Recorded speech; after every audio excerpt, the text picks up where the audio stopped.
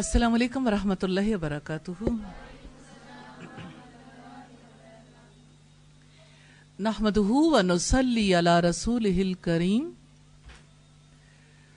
اما بعد فاعوذ باللہ من الشیطان الرجیم، بسم اللہ الرحمن الرحیم۔ رب اشرح لی صدری وَيَسِّرْ لِي أَمْرِي وَاحْلُلْ عُقْدَةً مِّن لِّسَانِي يَفْقَهُوا قَوْلِي۔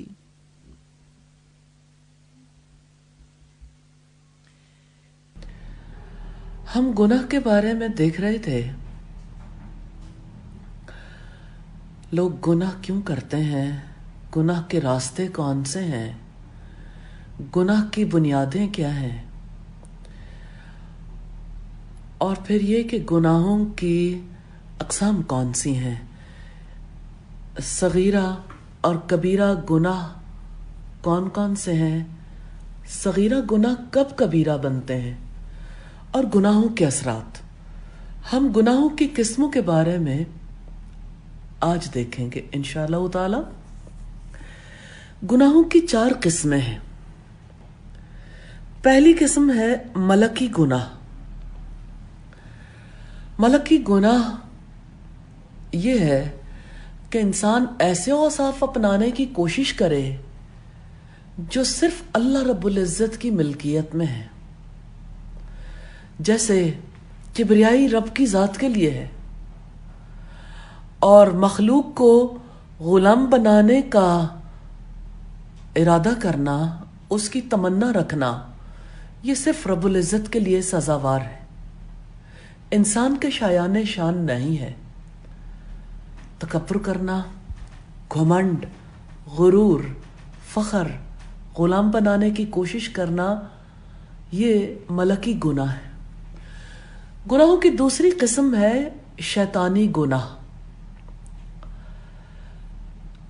نام سے ہی واضح ہو رہا ہے، شیطانی گناہ وہ ہیں جن کا ارتکاب کر کے انسان شیطان جیسا ہو جاتا ہے۔ جیسے دیکھیے، شیطان نے پہل حسد کیا تھا نا، اور اس کے علاوہ جیسے مکر و فریب سے کام لیا تھا، آدم علیہ السلام کو جب دھوکہ دیا تھا، اور پھر اسی طرح سے آدم علیہ السلام کے بارے میں دل میں بغض رکھا تھا، کینہ رکھا تھا۔ اسی طرح سے ظلم اور خیانت، اللہ تعالیٰ کی نافرمانی کا حکم دینا، گناہوں کو خوبصورت بنا کر پیش کرنا، اللہ تعالیٰ کی اطاعت سے روکنا، اور اللہ تعالیٰ کی اطاعت کو معمولی سمجھنا۔ تو گناہوں کی یہ قسم فساد میں تو پہلی قسم کے برابر ہے، لیکن نقصان پہلی قسم سے کم ہے، نقصان بھی بہت بڑا ہے۔ تیسری قسم ہے وحشیانہ گناہ۔ جیسے درندے گناہ کرتے ہیں نا، جیسے درندے کام کرتے ہیں، جانور دوسروں پر ظلم کرتے ہیں۔ جیسے آپ دیکھیے کہ ایک شیر کی کیا نیچر ہے، وہ کسی ہرن کو، کسی جانور کو زندہ دیکھنا چاہتا ہے، وہ یہ سمجھتا ہے کہ یہ سب میرے لیے ہیں، اور ان کو کھا جانا یہ میرا فرض منصبی ہے۔ ایک پکچر دیکھیے گا، ایک ہرن کو 2 شیر کس طرح سے قابو کیے ہوئے ہیں۔ یہ ایک ماں ہے جو اپنے بچوں کو بچانے کے لیے شیروں کا، چیتوں کا ترنے والا بننے کے لیے تیار ہے۔ میں نے یہ پکچر اس لیے آپ سے شیئر کرنی چاہیے کہ آپ جان سکتے ہیں کہ کتنے ہی گناہ ایسے ہیں جس میں انسان وحشی درندوں کی طرح ہوتا ہے، ظلم، سرکشی، غضب، کمزوروں اور عاجزوں پر قبضہ جمانا، قتل و غارت گری. ظلم کے کئی انداز ہو سکتے ہیں، نت نئے وحشیانہ طریقے جنم لیتے رہتے ہیں، لیکن اس ہرنی جیسے کتنے انسان ہیں. کہیں ایسا تو نہیں کہ آپ کا معاملہ بھی ان کے ساتھ ایسا ہی ہو؟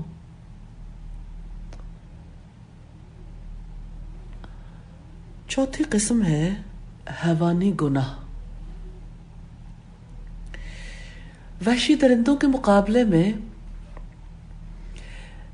حیوان نسبتاً کم درجے کا گناہ یا ایسے کام کرتے ہیں جو نسبتاً کم درجے کے ہوتے ہیں، لیکن وہ کتنے بڑے گناہوں تک لے جاتے ہیں. تو وہ گناہ جن کے ارتکاب میں انسان حیوانوں جیسا ہو جاتا ہے، جیسے لالچ، پیٹ اور شرمگاہ کی خواہشات کی تکمیل کی ہوس. اسی وجہ سے چوریاں ہوتی ہیں، یتیموں کا مال کھایا جاتا ہے، اسی کی وجہ سے بخل ہوتا ہے.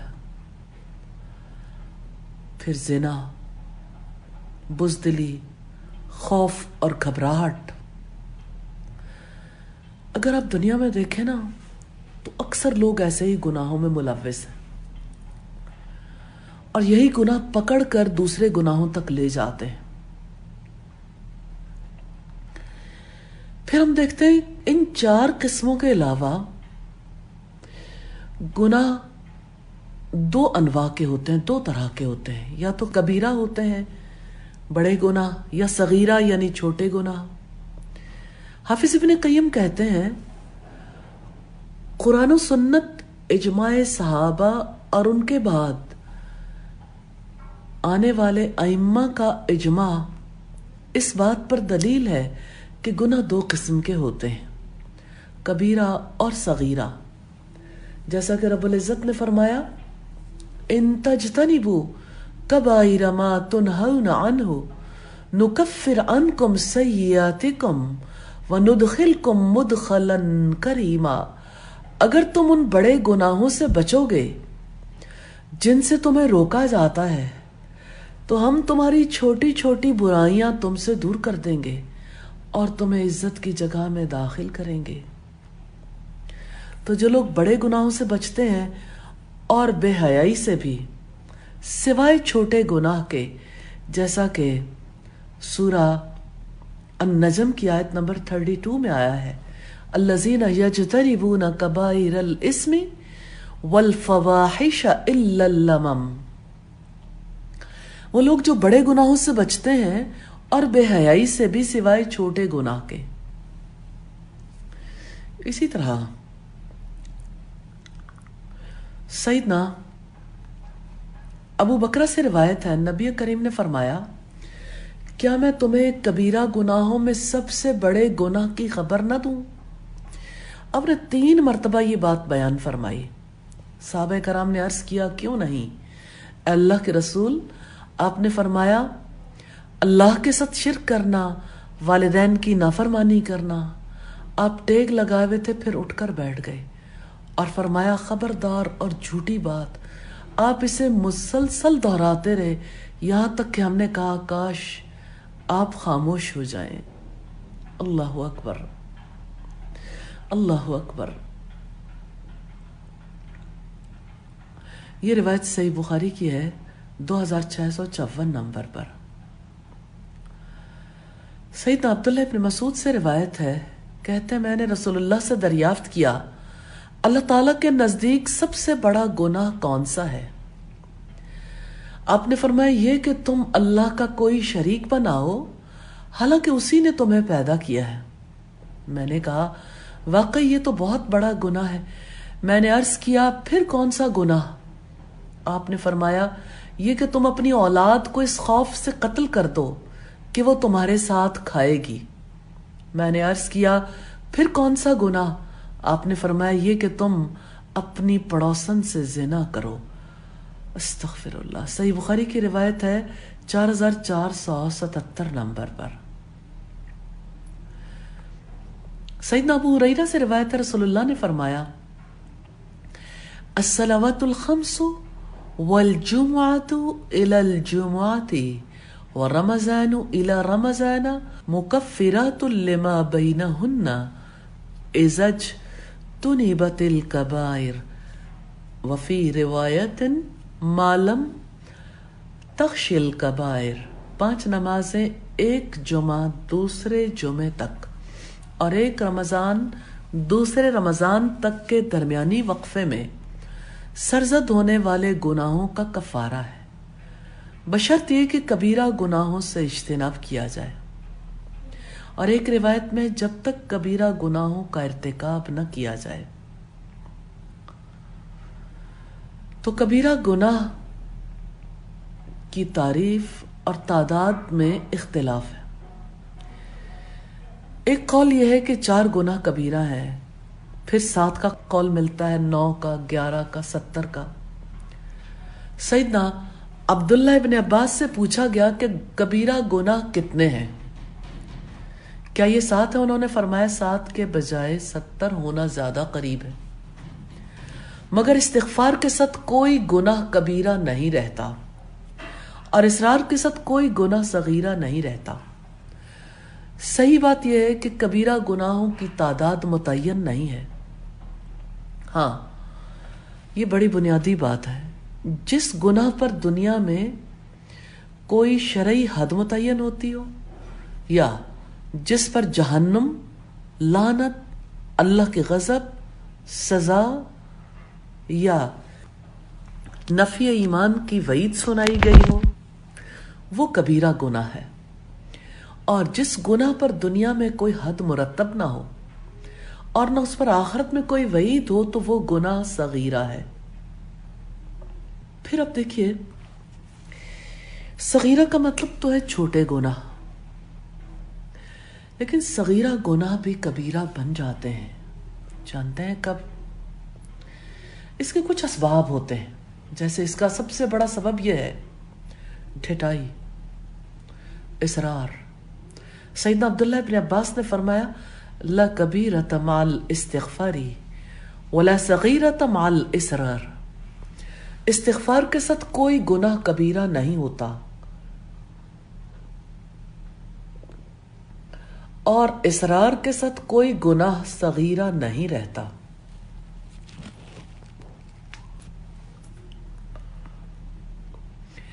دوسری چیز ہے گناہ کو معمولی اور حقیر سمجھنا۔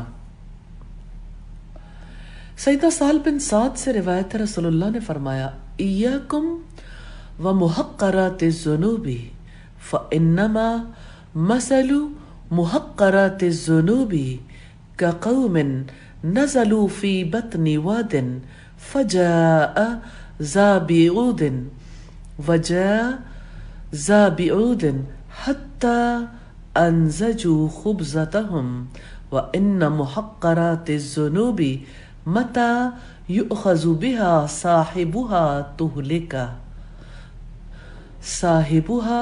تهلكه۔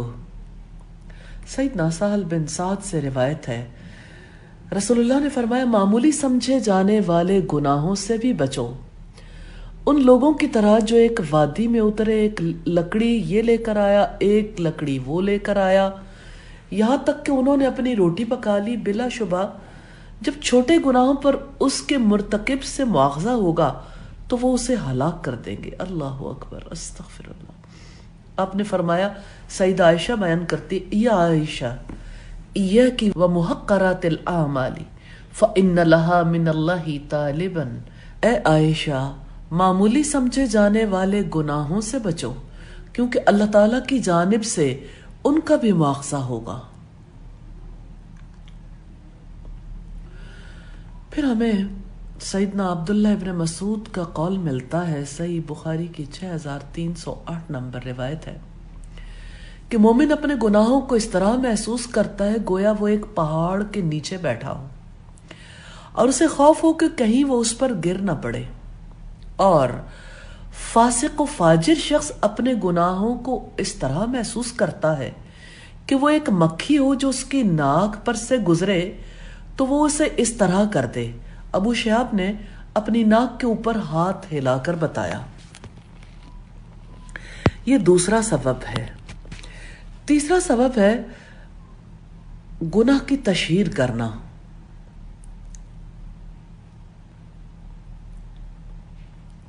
صغیرہ گناہ کرنے کے بعد اس کا اعلان کرنا بھی اسے کبیرہ بنا دیتا، کیونکہ تشہیر کرنے والی کی معافی نہیں۔ ہر مسلمان کو چاہیے چھوٹے بڑے گناہوں سے بچتا رہے تاکہ دنیا اور آخرت میں کامیابی سے ہمکنار ہو۔ اسی طرح سے چوتھا سبب ہے صغیرہ گناہوں پر راضی ہونا اور ان پر فخر کرنا۔ جب کوئی انسان گناہ پر شرمندہ نہیں ہوتا تو فخر کے ساتھ لوگوں پر اس کا اظہار کرتا ہے کہ دیکھا میں نے کسی کے ساتھ کیا معاملہ کیا، میں نے فلاں کی طبیعت صاف کر دی، اور یہ کہ میں نے ایسا اس کے بارے میں بیان دیا کہ وہ شرمندہ ہو کر رہ گیا، اور میں نے دھوکے سے اس کا مال لے لیا۔ اسی طرح سے پانچواں سبب ہے اہل علم کا گناہ کرنا۔ اگر کوئی علم والا صغیرہ گناہ کرے، لوگ اس کے بارے میں جان لیں، پھر وہ ویسا ہی کرنے لگیں، تو علم والے کا معمولی گناہ بھی نتیجے کے اعتبار سے کبیرہ بن جاتا ہے۔ اللہ تعالیٰ سے دعا ہے ہمیں صغیرہ اور کبیرہ گناہوں سے بچنے کی توفیق عطا فرمائے۔ اسی طرح سے ہم دیکھیں گے گناہوں کے اثرات۔ انسان کی ذات پر گناہوں کے اثرات دو طرح سے ہوتے ہیں۔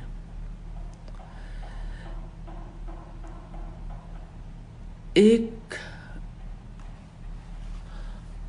یعنی اس کی اپنی ذات پر گناہوں کے اثرات ہیں، اور ایک اس کے گناہوں کی وجہ سے معاشرے پر اثرات ہیں۔ تو انسان کی ذات پر جو گناہوں کے اثرات ہیں،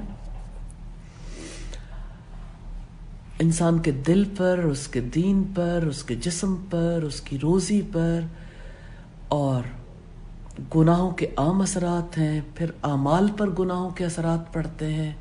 6 قسمیں ہیں، تو انشاءاللہ ہم ان سب کے بارے میں دیکھیں گے۔ سب سے پہلی بات جو آج کے دن پر ہم دیکھیں گے، دل پر گناہوں کے اثرات۔ آپ اچھے طریقے سے جانتے ہیں کہ انسان کے قلب کے لیے گناہ مہلک ہے، جیسے زہر مہلک ہوتا ہے۔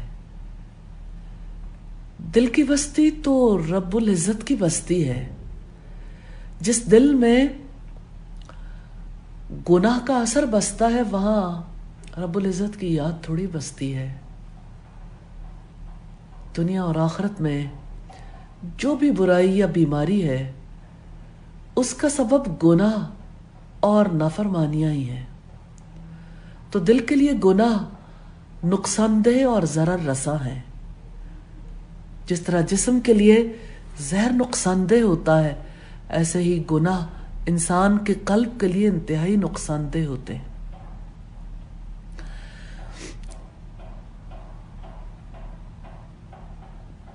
پھر آپ دیکھیے گناہوں کا اثر دل میں وحشت جنم لیتی ہے،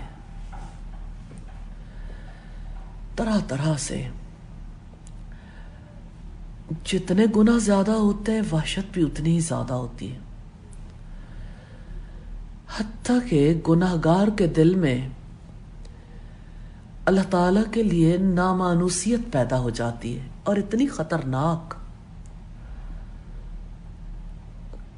کہ سارے جہان کی لذتیں بھی مل جائیں تو اس کا دل خوش نہیں ہوتا۔ آج دنیا میں دیکھیں، ہر کوئی خوش رہنا چاہتا ہے۔ کیمسٹری آف ہیپینس پہ کس قدر کام ہو رہا ہے، لیکن لوگ نہیں جانتے یہ گناہ ہے جس کی وجہ سے دل کے اندر کسی قسم کی لذت کا سرور نہیں آتا. تو یہ وحشت جو ہے اللہ تعالیٰ اور بندے کے درمیان آتی ہے. بندے کے اپنے نفس کے اندر یہ وحشت پیدا ہوتی ہے اور مخلوق سے بھی وحشت ہوتی ہے. جتنے گناہ زیادہ ہوتے ہیں وحشت اتنی بڑھ جاتی ہے. نہیں سمجھ آتی کسی کو اس وحشت کی جسے گناہوں کی سنگینی کا احساس نہیں ہوتا. ایک ہی طریقہ کار ہے، گناہ چھوڑ دیں.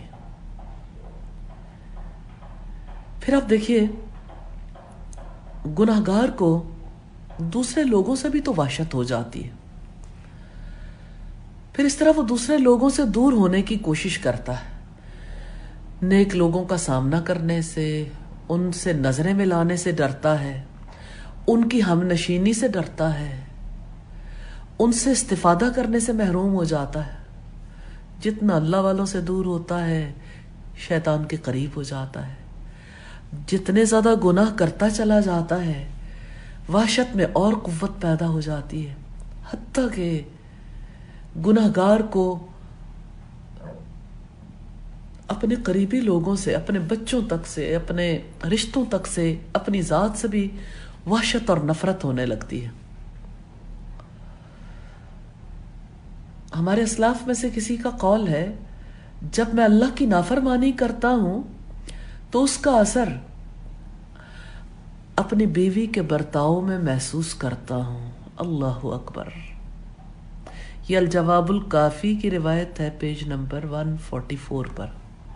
فضیل بن نیاز کہتے ہیں جب میں گناہ کرتا ہوں تو اس کی وحشت اور نحوست اپنے اولاد اور اپنے رشتوں کے ساتھ رویے میں محسوس کرتا. بات یہ ہے کہ اللہ تعالیٰ کی فرما برداری سے اللہ تعالیٰ کا قرب ملتا ہے. یہ قرب جتنا پائیدار ہوتا ہے اللہ تعالیٰ کی محبت اتنی گہری ہو جاتی ہے. گناہ اللہ تعالیٰ سے دوری کا ذریعہ بنتے ہیں. یہ دوری جتنی زیادہ ہوتی ہے اتنی ہی زیادہ وحشت پختہ ہوتی چلی جاتی ہے. آپ یوں سمجھ لیں یہ وحشت حجاب ہے. انسان جب اپنے رب کی یاد سے غافل ہوتا ہے تب بھی دل میں وحشت پیدا ہوتی ہے. لیکن گناہوں کی وجہ سے جو وحشت پیدا ہوتی ہے وہ بہت سخت ہوتی ہے. گناہگار گناہوں کی وجہ سے آہستہ آہستہ وحشت اور نحوست کا شکار ہو جاتا ہے، حتیٰ کہ بندہ اپنی ذات سے بھی وحشت محسوس کرتا ہے. پھر ہم دیکھتے ہیں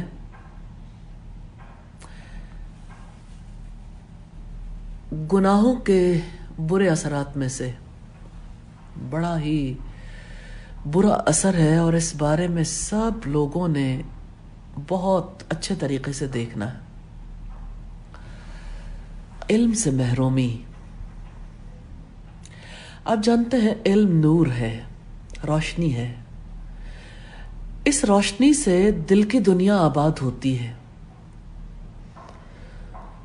گناہ اس روشنی کو بجھا دیتا ہے، علم کے راستے بند کر دیتا ہے، بصیرت اندھی ہو جاتی ہے، ہدایت چھپ جاتی ہے. جیسا کہ رب العزت نے فرمایا فَإِنَّهَا لَا تَعْمَى الْأَبْصَارُ وَلَكِنْ تَعْمَى الْقُلُوبُ الَّتِي فِي الصُّدُورِ. آنکھیں بے نور نہیں ہوتی، سینوں میں موجود دل بے نور ہو جاتے ہیں.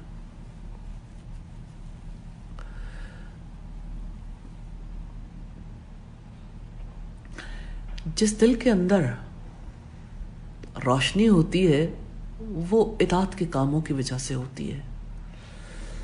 امام شافعی امام مالک کی خدمت میں تشریف لے گئے. ان کے سامنے حدیث کی قرات کی تو انہیں امام شافعی کی ذہانت، فطانت اور کمال درجے کے فہم و فراست کو دیکھ کر بڑا تعجب ہوا. انہوں نے فرمایا میں دیکھ رہا ہوں کہ اللہ تعالیٰ نے تمہارے دل میں نور عطا کیا ہے، گناہ اور معصیت کی تاریکی سے اسے گل نہ کر دینا۔ حقیقت یہ ہے گناہوں کی وجہ سے دل میں وحشت پیدا ہوتی ہے اور بندہ اپنے آپ سے بھی تنگ آ جاتا ہے، لوگوں سے بھی نفرت کرنے لگتا ہے، پھر دل تاریک ہو جاتا ہے۔ یہ گناہوں کا چوتھا بڑا اثر ہے۔ جیسے انسان تاریکی کو دیکھتا ہے نا، گناہگار بھی اپنے دل کی تاریکی کو محسوس کرتا ہے۔ تاریکی کس قدر انسان کے لیے نقصان دہ ہے، کیونکہ اس کی وجہ سے انسان کو سمجھ نہیں آتی نیکی کی بدی کی، تاریکی بڑھتی جاتی ہے اور انسان آہستہ آہستہ بدیوں میں مبتلا ہوتا چلا جاتا ہے۔ اطاعت تو روشنی ہے اور معصیت نافرمانی اندھیرا ہے۔ جتنی زیادہ تاریکی بڑھتی ہے یعنی گناہوں کا اثر زیادہ ہوتا ہے، انسان حیران و پریشان رہ جاتا ہے، حتیٰ کہ گناہوں کا اثر چہرے پر بھی آنے لگتا ہے۔ ہر شخص پھر اسے دیکھتا اور محسوس کرتا ہے۔ آپ دیکھتے ہوں گے نارملی سود کھانے والوں کے، رشوت کھانے والوں کے چہروں پر ان کے گناہوں کا اثر آتا ہے۔ سیدنا عبداللہ بن عباس کہتے ہیں نیکی کی بدولت چہرے پر روشنی، دل میں نور اور روزی میں وسعت آتی ہے، جسم میں قوت اور مخلوق کے دلوں میں محبت پیدا ہوتی ہے، اور گناہ چہرے پر سیاہی، دل میں تاریکی، جسم میں کمزوری، روزی میں کمی اور مخلوق کے دلوں میں بغض اور نفرت کا سبب ہوتے ہیں۔ یہ الجواب الکافی میں آپ دیکھ سکتے ہیں پیج نمبر 106 پر۔ گناہ دل کو کمزور کرتے ہیں۔ انسان کا دل کمزور نہیں ہوتا۔ آپ سوچئے جس کے دل میں اللہ کی عظمت اور وقار کمزور ہو جائے وہ نافرمانی پر جرأت نہیں کرے گا۔ اللہ کی عظمت بہت بڑی ہے، لیکن گناہگار کے دل میں اللہ کی عظمت کا وہ احساس نہیں رہتا۔ گناہ دل کو بزدل اور کمزور کر دیتا ہے۔ رب العزت نے فرمایا ذالک ومن یعظم حرمات اللہ فہو خیر لہ عند ربہ، یہ ہے اور جو کوئی اللہ کی حرمتوں کی تعظیم کرے تو یہ اس کے رب کے ہاں اس کے لیے بہت بہتر ہے۔ تو بندے کے دل میں اللہ تعالیٰ کی ذات کی عظمت کا یقین جب ترقی کرتا ہے تو وہ گناہوں کے درمیان حائل ہو جاتا ہے۔ گناہ نیکی کے ارادے کو کمزور کرتے ہیں اور گناہ کے ارادے کو مضبوط کرتے ہیں۔ گناہوں کی وجہ سے توبہ کا ارادہ کمزور ہوتا چلا جاتا ہے، حتیٰ کہ انسان آدھا مر بھی جائے تب بھی توبہ نہیں کرتا۔ گناہ اللہ کی اور آخرت کی طرف دل کے سفر کو کمزور کر دیتے ہیں، خوفناک مرض میں مبتلا کر دیتے ہیں، کیونکہ انسان کا دل مردہ ہو جاتا ہے۔ یہ کمزوری 8 امور تک جا پہنچتی ہے جن سے نبی صلی اللہ علیہ وسلم نے پناہ مانگی۔ اللہم انی اعوذ بک من الہم والحزن والعجز والکسل والبخل والجبن وضلع الدین وغلبۃ الرجال۔ اللہ میں رنج و غم، عاجزی اور سستی، کنجوسی اور بزدلی، قرض کے بوجھ اور لوگوں کے غلبے سے تیری پناہ چاہتا ہوں۔ اللہ اکبر۔ صحیح بخاری کی روایت ہے 6363۔ یعنی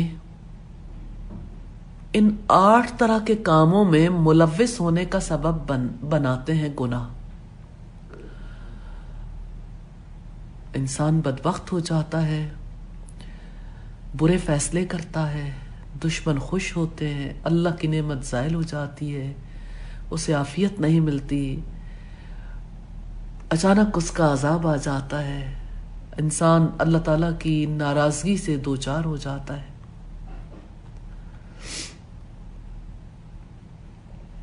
پھر گناہ بندے اور رب کے درمیان حجاب پیدا کر دیتے ہیں. جیسے قرآن حکیم میں آتا ہے کلا بل ران علی قلوبہم ما کانوا یکسبون کلا انہم عن ربہم یومئذ لمحجوبون. ہرگز نہیں، بلکہ ان کے دلوں پر ان کے برے اعمال نے زنگ لگا دیا ہے. ہرگز نہیں، بے شک اس روز وہ اپنے رب کے دیدار سے پردے میں رکھے جائیں گے. تو گناہ بندوں اور ان کے دلوں کے درمیان پردے ڈال دیتے ہیں، اور ان کے دلوں اور رب العالمین کے درمیان خطرناک حجاب بن جاتے ہیں. آپ اس کو مزید ڈیٹیل سے دیکھنا چاہیں الجواب الکافی میں دیکھ سکتے ہیں، پیج نمبر 215 پر.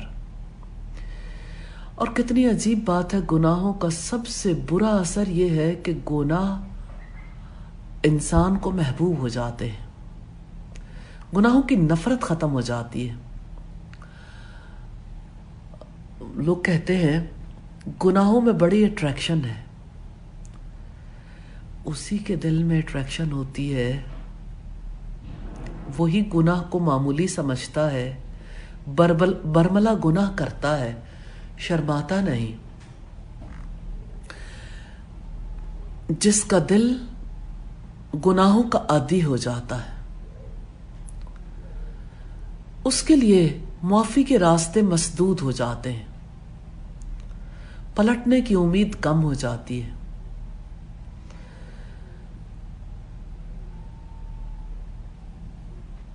پھر ہم دیکھتے ہیں کہ گناہ کو معمولی اور حقیر سمجھنا.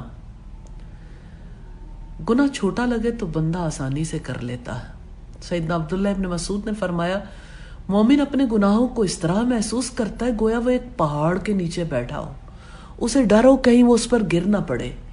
اور فاسق اور فاجر اپنے گناہوں کو ایسے سمجھتا ہے گویا ایک مکھی ہو جو اس کی ناک پر سے گزرے تو وہ اسے اڑا دے. مومن کے دل میں روشنی ہوتی ہے، اس لیے وہ صرف استغفار پر، معافی پر اعتماد کر کے نہیں بیٹھتا، چھوٹے چھوٹے گناہوں کو بھی پہاڑ سمجھ کر ڈرتا ہے.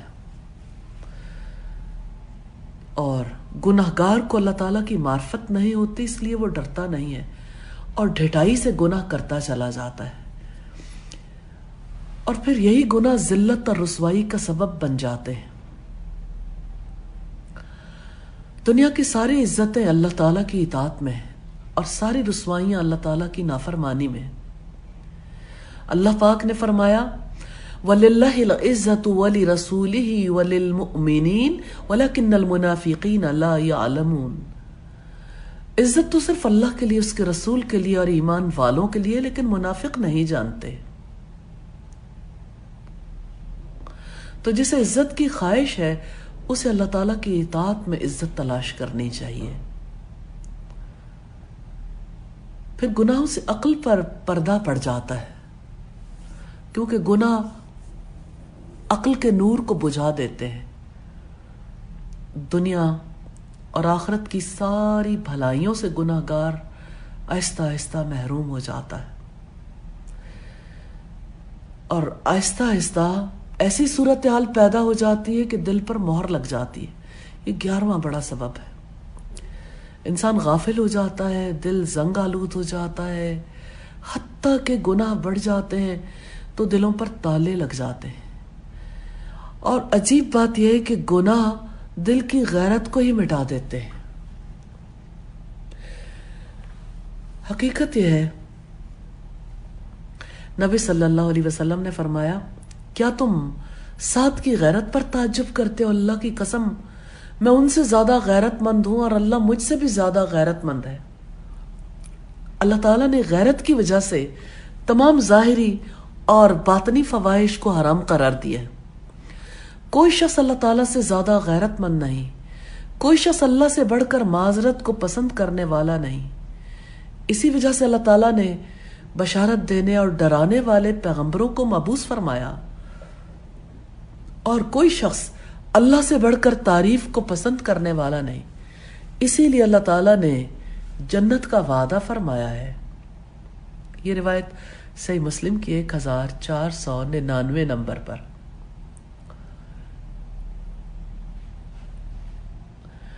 غیرت کی بعض صورتیں اللہ تعالیٰ کو پسند ہیں اور بعض صورتیں ناپسند ہیں۔ یہ اللہ تعالیٰ کے رسول کا ارشاد ہے، تکبر کی بعض صورتیں اللہ کو پسند ہیں، بعض ناپسند ہیں۔ جو غیرت اللہ تعالیٰ کو محبوب ہے وہ شک و شبہ کے موقع پر کی جانے والی غیرت ہے۔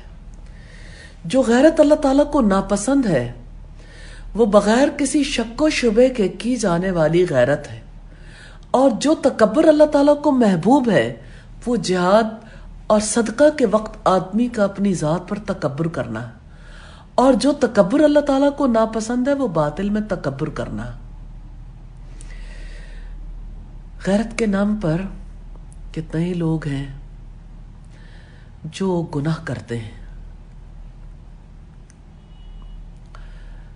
شک و شبے کے موقع پر غیرت کا مطلب تہمت اور تردد کی جگہوں میں غیرت کرنا ہے،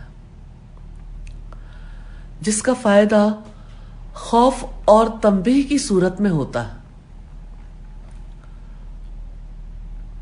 تو اللہ تعالیٰ سے دعا ہے ہمیں گناہوں کے برے اثرات سے بچا لے۔ گناہوں کا 13واں برا اثر شرم و حیا کا خاتمہ ہے۔ گناہ دل سے حیا کو ختم کر دیتے ہیں۔ نبی صلی اللہ علیہ وسلم نے فرمایا، حیا خیر اور بھلائی ہی لاتی ہے۔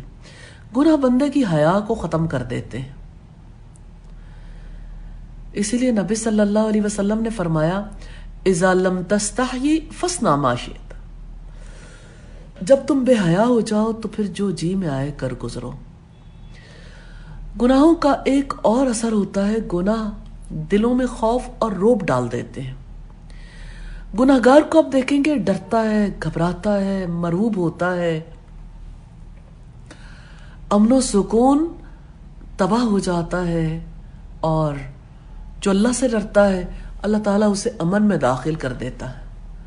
جو اللہ سے نہیں ڈرتا اللہ تعالیٰ اسے ہر چیز سے خوف میں مبتلا کر دیتا ہے۔ پھر گناہگار کو دل کی بیماری لگ جاتی ہے۔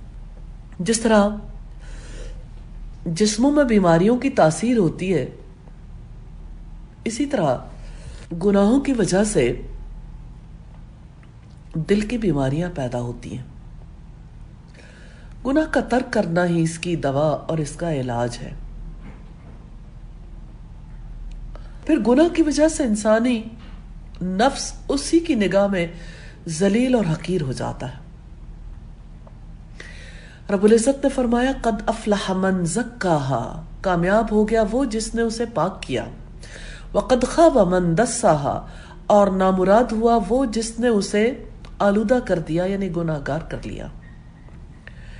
پھر دل مسخ ہو جاتے ہیں۔ گناہ دلوں کو دھسا دیتے ہیں، جیسے عمارتیں زمین میں دھس جاتی ہیں۔ اس کی علامت یہ ہے کہ دل ہمیشہ گندگی، برائی، بد اخلاقی کے پیچھے مارا مارا پھرتا، جبکہ مومن بلند اخلاق کے گرد گھومتا ہے۔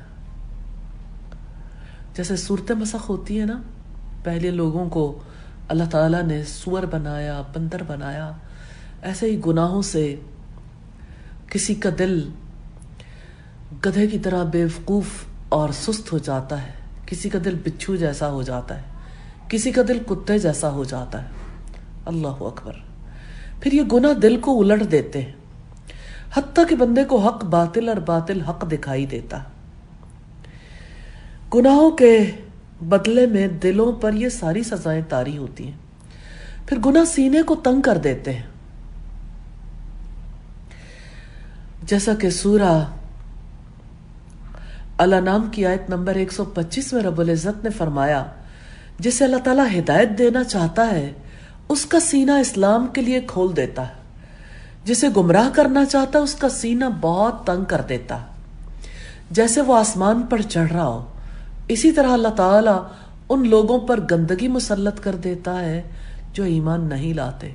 سینے کی تنگی عظیم ترین اسباب میں سے ہے، گناہوں کے اثرات میں سے ہے۔